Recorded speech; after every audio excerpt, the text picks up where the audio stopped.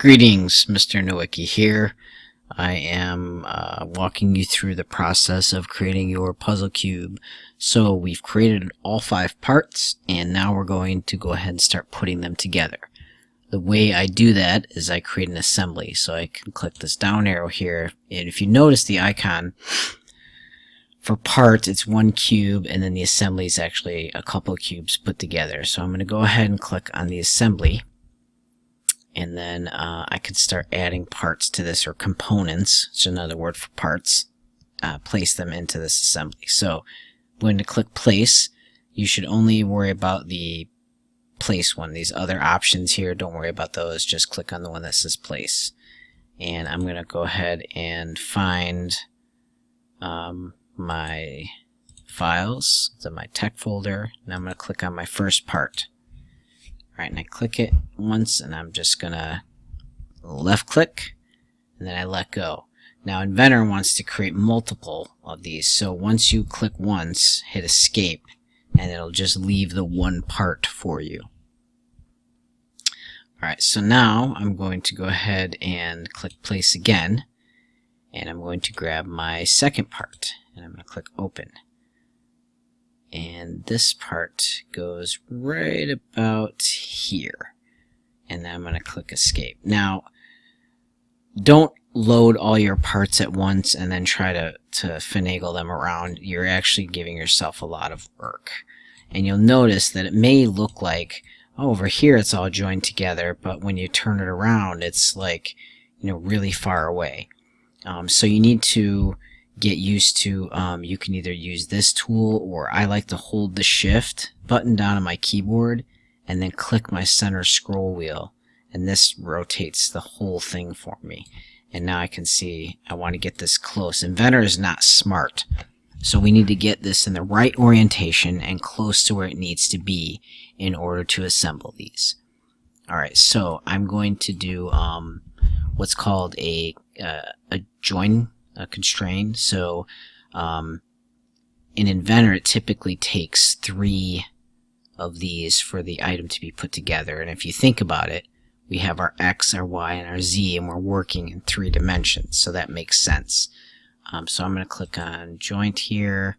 I'm going to click on constrain, and I'm going to say, if you look over here, we have mate. That means we have a face-to-face, and then we have an even. So even would be if this face were even with this face. A mate would be where this face is mated with this face. Okay, so I'm going to click on mate, and I'm going to say I want this face to mate with that one. And then you click apply. And now notice I can still move it around. Okay, so what I need to do here is I click constrain, and here I want to make it even. So I'm going to say this face even with that face. And then I click apply. And the last thing I want to do is I want to say, and I can zoom in if I need to, I want this face. And notice how when I highlight here, the square underneath kind of highlights, so I know I'm not getting the edge. I want that square because that's the face. So I click that, and I can rotate my piece, and I can click that face. And then I click apply. Okay, so now when I go home and I move this, they move together as one unit. When I just click and drag this around, they move together.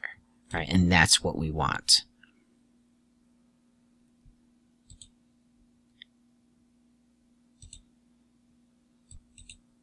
Okay, so now that I have these 2 joined together, I'm going to go ahead and add my third part. So I'm going to click place, and I'm going to grab part 3, and I'm going to click here, and then I click escape. Alright, so now this T actually has to turn. So I have to click on the, I could do it this way, or I usually leave it turned slightly so I can see the perspective and the angle. So I'm going to click free rotate, and I'm going to click on this. Now if I just start spinning in the middle, there's no control. The object just flips around and spins all over the place. if I come outside of here, I can do what's called a control spin or controlled rotate. If I go on the axis, see how the oval turns, I can turn it this way.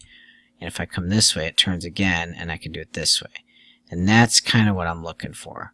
So I want it about like that.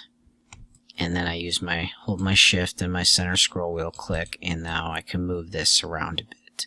So I'm going to go ahead and, let's see, constrain this. I'm going to say I want this face to mate with that face, and I click apply. Now everything I'm doing is I'm doing the last part added to what's there. I'm kind of building it in order. So that's just something to kind of keep in mind. And now it makes your drawing better when you do it that way. But let's see, I'm going to say I want this face here to mate with that face there. I say apply, and now I want even or flush. And I say this face here flush with that face, and I click apply.